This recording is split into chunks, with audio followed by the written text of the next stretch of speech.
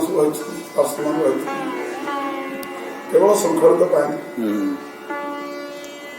ଏକରେ ଶୃଙ୍ଖଳା ପାଇଁ ଦ୍ୱିତୀୟତଃ ସମସ୍ତେ ଭଗବାନଙ୍କର ହିଁ ଅନୁଗତ ଆଜ୍ଞାକାରୀ ବୋଲିକି ଏସବୁ ବିଭୂତି ବର୍ଣ୍ଣନା କିଛି ଦରକାର ନାହିଁ। ଏ ଯୋଉ ସପ୍ତ ଆବରଣ ସମସ୍ତେ ସେବାରେ ଅଛନ୍ତି। ତୁମେ କାହିଁ ଜଣେ ନାସ୍ତିକ ହେଇକି ଅଛ ତେଣୁ ତାଙ୍କ ସେବା ସଙ୍ଗରେ ମିଶିଯାଅ ନା କଣ? ତୁମେ ଅଲଗା ହେଇ କଣ ପାଉଛ?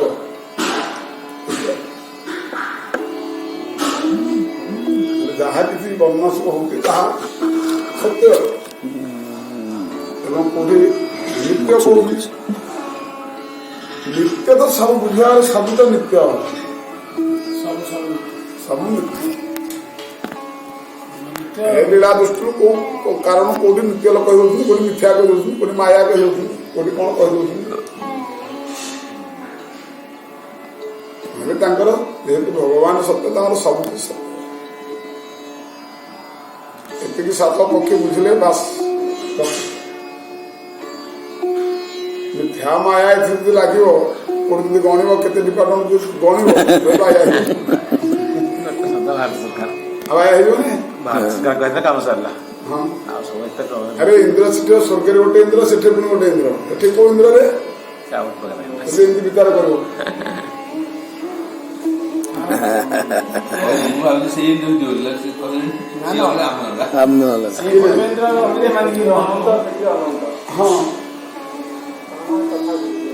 କାହା କଥା ବୁଝିବ ସବୁ ପ୍ରଦେଶର ସବୁ ମୁଖ୍ୟମନ୍ତ୍ରୀ ଅଲଗା ଅଲଗା ହେଇନାହିଁ। ଇନ୍ଦ୍ର କଣ ଗୋଟେ ଇନ୍ଦ୍ର କଣ କେତେ ଇନ୍ଦ୍ର? ବ୍ରହ୍ମା କଣ ଗୋଟେ ବ୍ରହ୍ମା ନା କେତେ ବ୍ରହ୍ମା? କଣ ଏଥିରେ କଣ କାହାର ଚିହ୍ନଟ ପାଇଁ ବୁଲିବ କହିଲ କରିକି ପତ୍ରିକା ଧରିକି? ସେଇ ହନୁମାନଙ୍କର ଏଭଳି ଗର୍ବ ଅହଙ୍କାର ଆମେ କାହିଁ କହିବା? ଏବଂ ଗର୍ବ ଅହଙ୍କାର ଇଏ ନୁହେଁ, ଏ ଗୋଟେ ନାଟକ। ଏ ନାଟକ ଏଇଥିପାଇଁ କରୁଛନ୍ତି ଭଗବାନ ତାଙ୍କର ଅନ୍ତରଙ୍ଗ ଭକ୍ତଙ୍କୁ ନେଇକି ଆମମାନଙ୍କୁ ଶିକ୍ଷା ପାଇଁ ଦେଖ ଏଇଆ କଲେ ଏଇଆ ହବ, ଏଇଆ କଲେ ଏଇଆ ହବ, ଏଇଆ କଲେ ଏଇଆ ହବ। ଯଦି ଭକ୍ତ ସ୍ତରରେ ମାନେ ଏଭଳି ସ୍ଥିତିରେ ଥାଇକି ଯଦି ଆଙ୍କର କୌଣସି ଅହଙ୍କାରକୁ ଭଗବାନ ପୂର୍ଣ୍ଣ କରୁଛନ୍ତି ତାହେଲେ ତମେ ଅହଙ୍କାର କଲେ ତମର କଣ ସତ୍ତା ରହିବ? ତେଣୁ ଏଇଟା ବି ଭଗବାନଙ୍କର ଯୋଉ ଭକ୍ତ ଅଛନ୍ତି ସବୁ ତାଙ୍କର ନିତ୍ୟ ପାର୍ଶ୍ୱ ଯୋଉ ଅଛନ୍ତି ସେମାନେ ବି ଚେଷ୍ଟା କରୁଛନ୍ତି ଏଇ ଦାୟିତ୍ୱ ଆମର, ଆମେ ହିଁ ଦେଖେଇକି ଜିନିଷ ହିଁ ତଳତଳିଆ ଲୋକଙ୍କୁ ଆକର୍ଷଣ କରିବାର ଅଛି। ବୁଝିପାରୁଛନ୍ତି ନା? ସେ ବି ନିଜେ ନିଜେ ଜାଣିଶୁଣି କରନ୍ତି ସେଟା। ହଁ କରନ୍ତି। କାହା ପାଇଁ କରନ୍ତି ନା ଆମମାନଙ୍କୁ ଶିକ୍ଷା ଦେବା। ଅହଙ୍କାର କଲେ ଏଇଆ ହବ, ସେମାନେ ଜାଣିଶୁଣି ସେଟା କରିବେ ସେ ଶିକ୍ଷା ପାଇଁ। ଏଇଟା ବୁଝିଗଲାନି କର ତେଣୁ ସେମାନଙ୍କ ପକ୍ଷେ ଅହଙ୍କାର ହବା ଅସମ୍ଭବ। ହନୁମାନଙ୍କ ଭଳି ଭକ୍ତ ସେମାନେ ଅହଙ୍କାର କରିବେ ଯେ ମୁଁ ଯାଇକି ନେଇକି ପଳେଇ ଆସିଲି, ସେ ଜାଣିନାହାନ୍ତି ଏ ବିଷୟରେ, ନାମ ଭଳି ସେ ଅଜ୍ଞ ନାଇଁ। ସେମାନେ ଯଦି ତାଙ୍କୁ କେନ୍ଦ୍ର କରିକି କଥା ଘଟୁଛି କୋଉଠି ତାହା ଭଗବତ ଇଚ୍ଛାରେ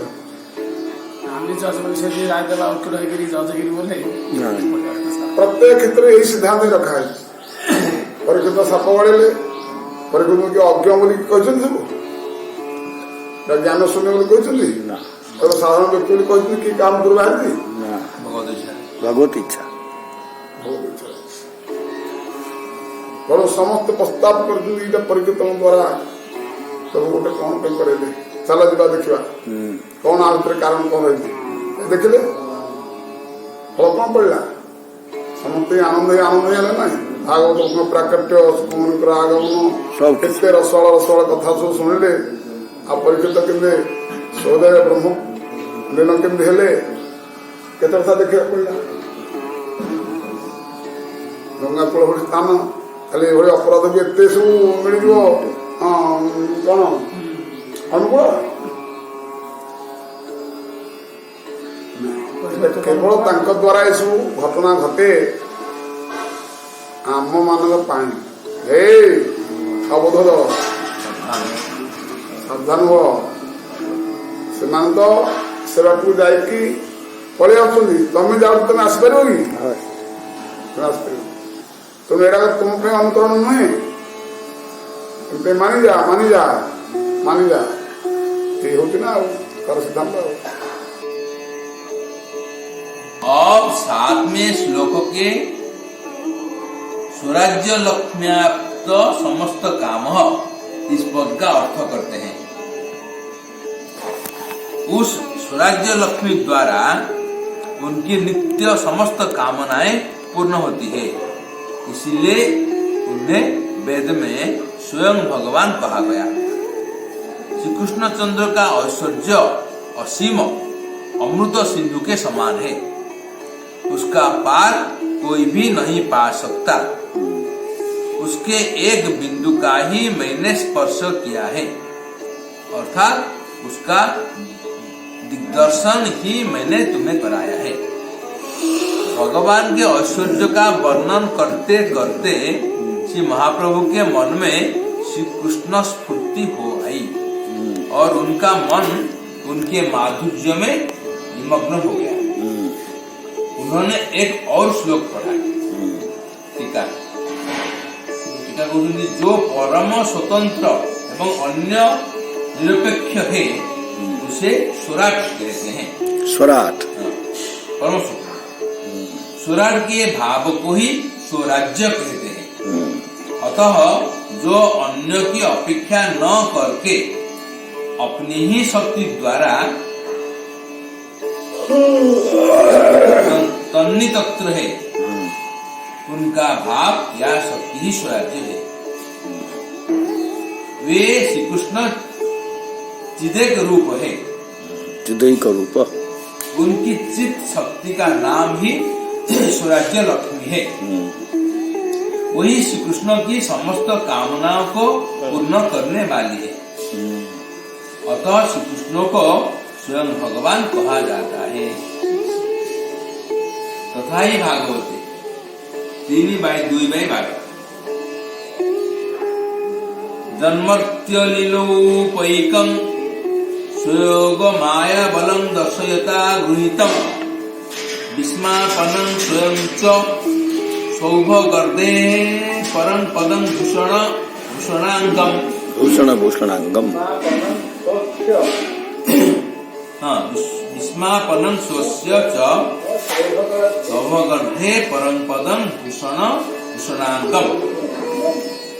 श्री उद्धव जी ने श्री विदुर जी को कहा है, श्री कृष्ण ने अपनी जोगमाया की शक्ति प्रदर्शन करने के निमित्त मर्त्य लीला के उपयोगी सौभाग्य अतिशय की पराकाष्ठा को प्राप्त किया है और सौंदर्य माधुर्य आदि से श्री कृष्ण का अपने को भी विस्मित कर देने वाला भूषणों का भी भूषण स्वरूप अंग विशिष्ट जो रूप प्रकटित हुआ, उसे देखकर ऐसा जान पड़ता है कि समस्त सृष्टि या रचना कौशल ही इस स्वरूप के निर्माण में लगा दिया गया है।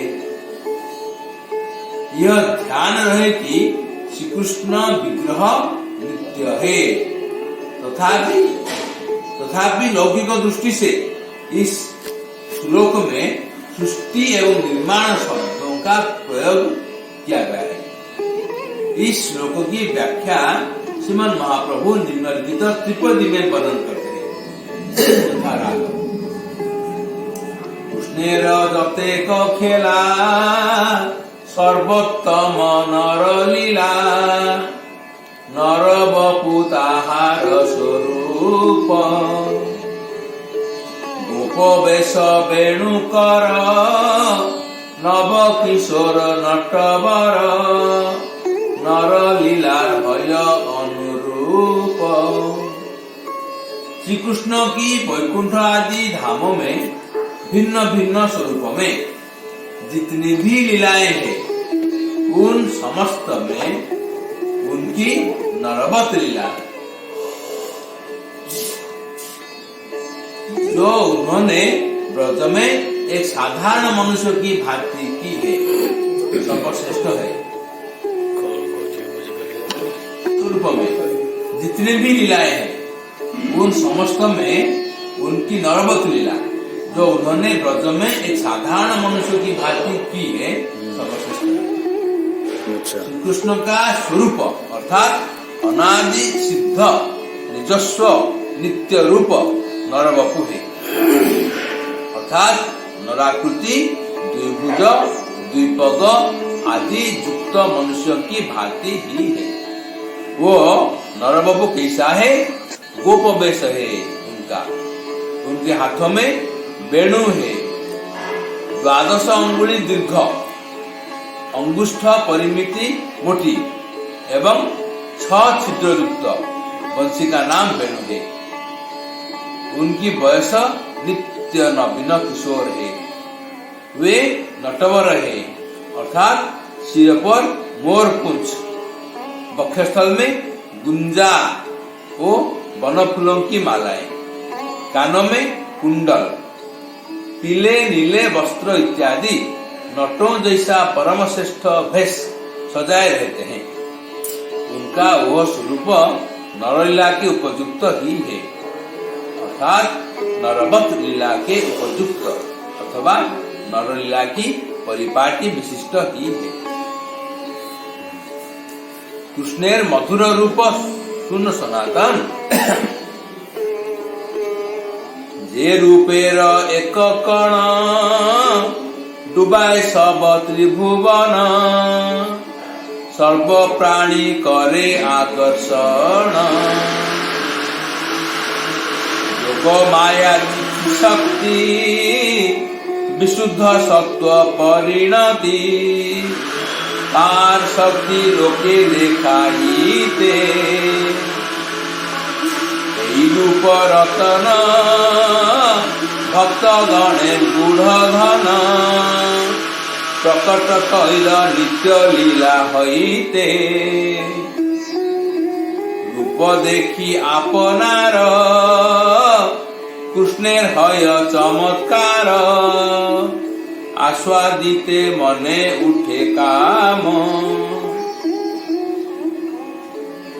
सो सौभाग्य जार नाम, सौंदर्यादि गुण ग्राम, एई रूप तार नित्य धाम।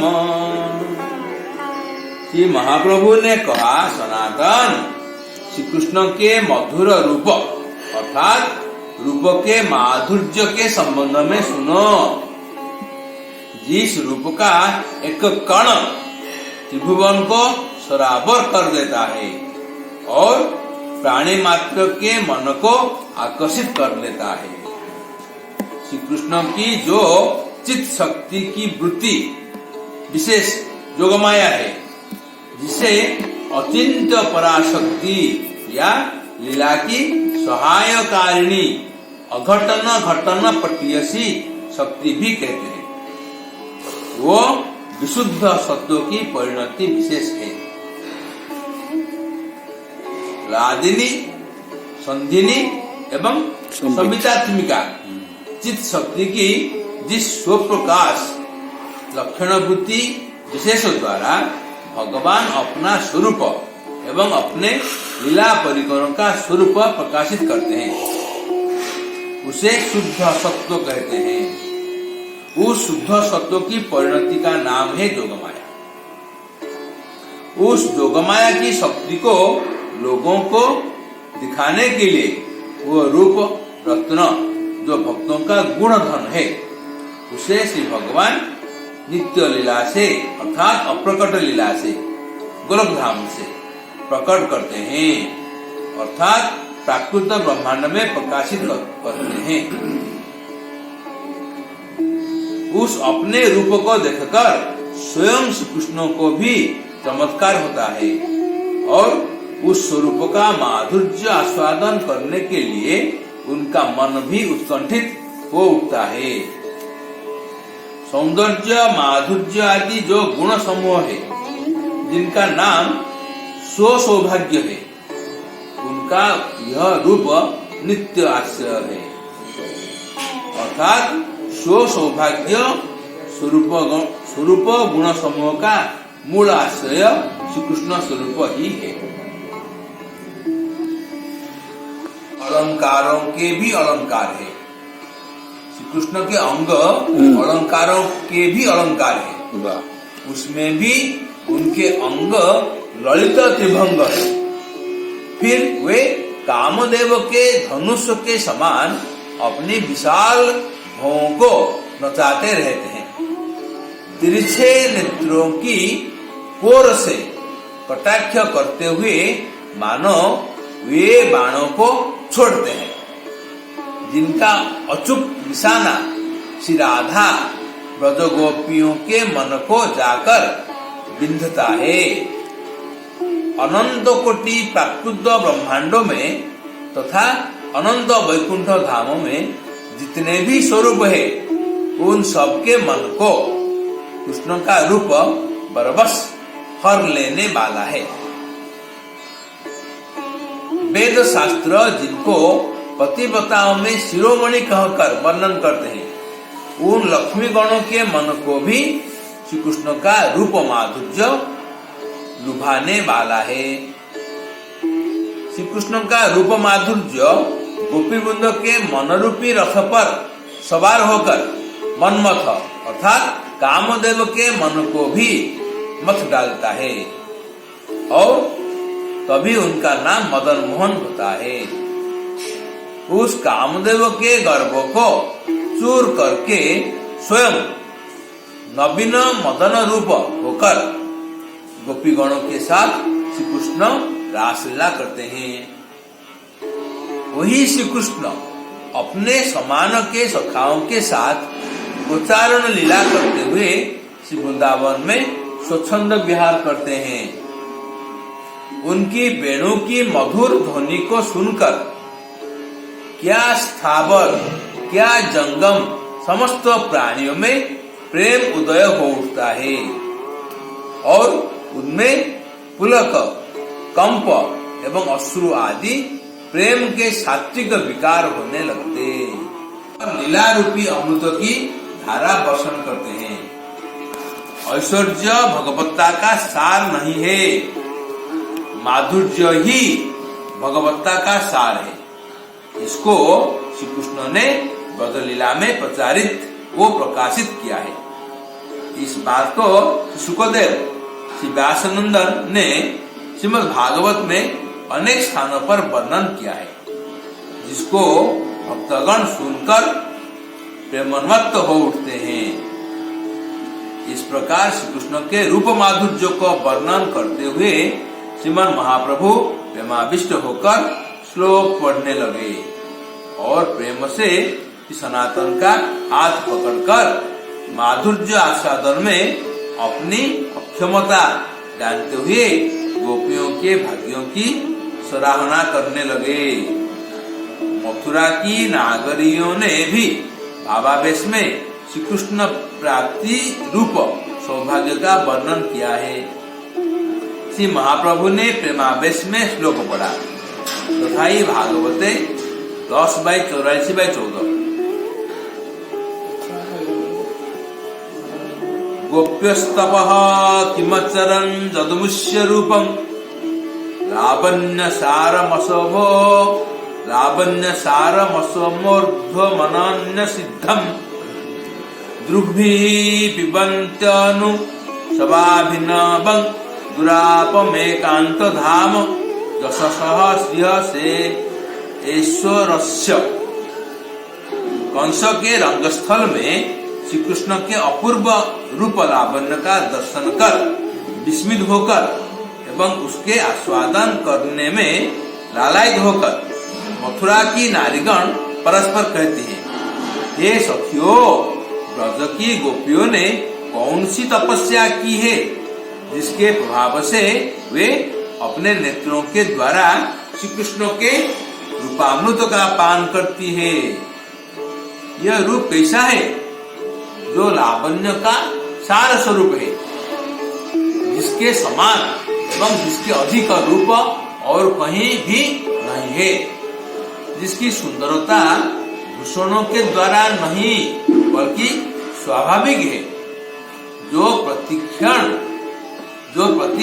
क्षण में नवीन नवीन प्रतीत होता है, वह जस शोभा एवं ऐश्वर्य का एकमात्र परमाश्रय है तथा लक्ष्मी आदि के लिए भी दुर्लभ है। विग्रह का जो अनुपम लावण्य है वो मानो उसमें तरंगे उठ रही है, उसमें मृदु मुस्कान कटाक्ष आदि भावों का जो उद्गम है वो मानो समुद्र के भंवर है। उनकी बंसी ध्वनि मानो वायु का झंझावात है, जिसमें नारियों का मन मानो तृणों के समान जाकर फंस जाता है और फिर वहां से निकल नहीं सकता। सखिए कौन तप कैल गोपीगण,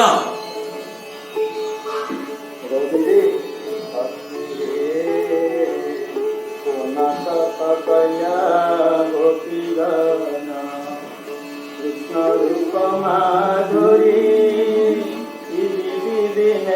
भरी राजा करे जन्म हनुमान सखी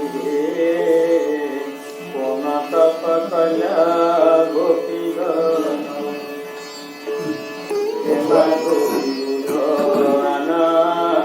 नहीं जागमन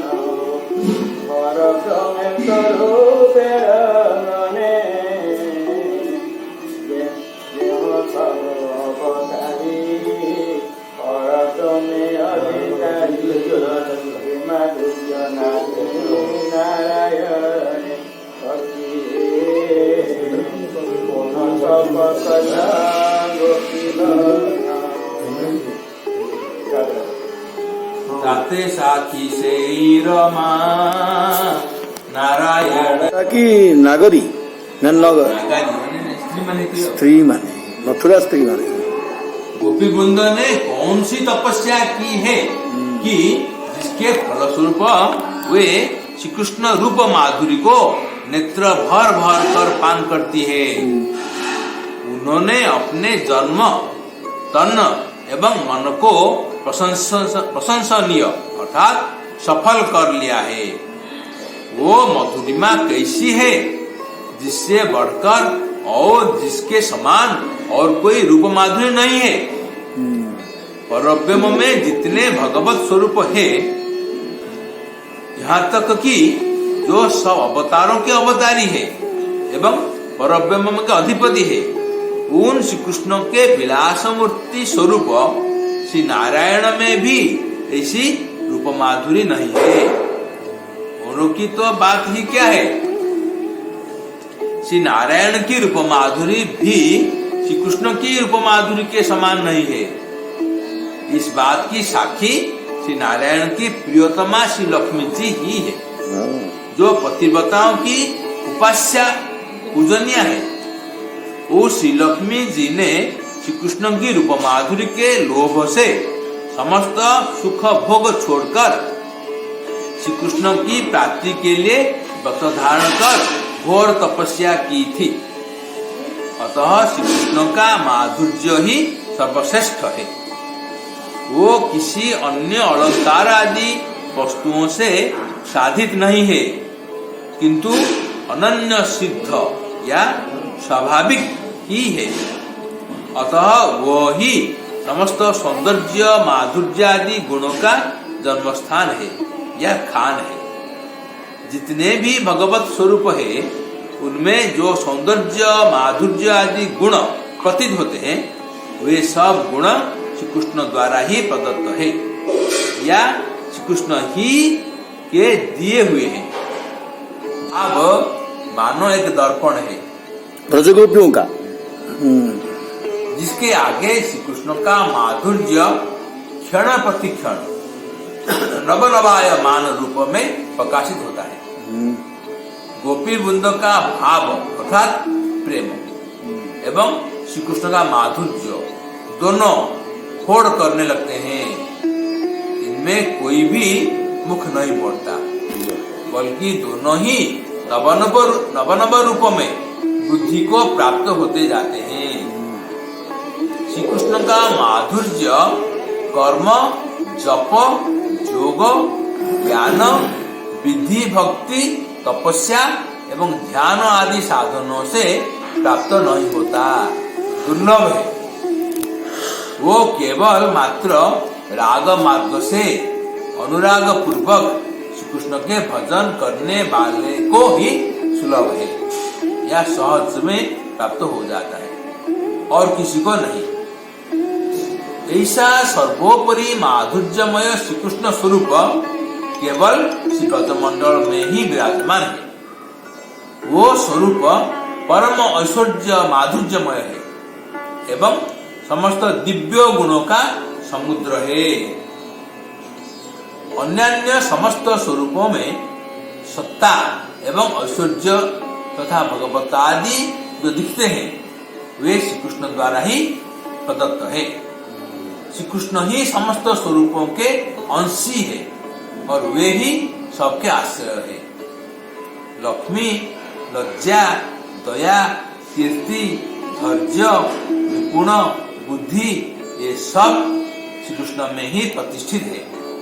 श्री कृष्ण के समान सुशील, कोमल चित्त, दानशील और कोई भी नहीं है।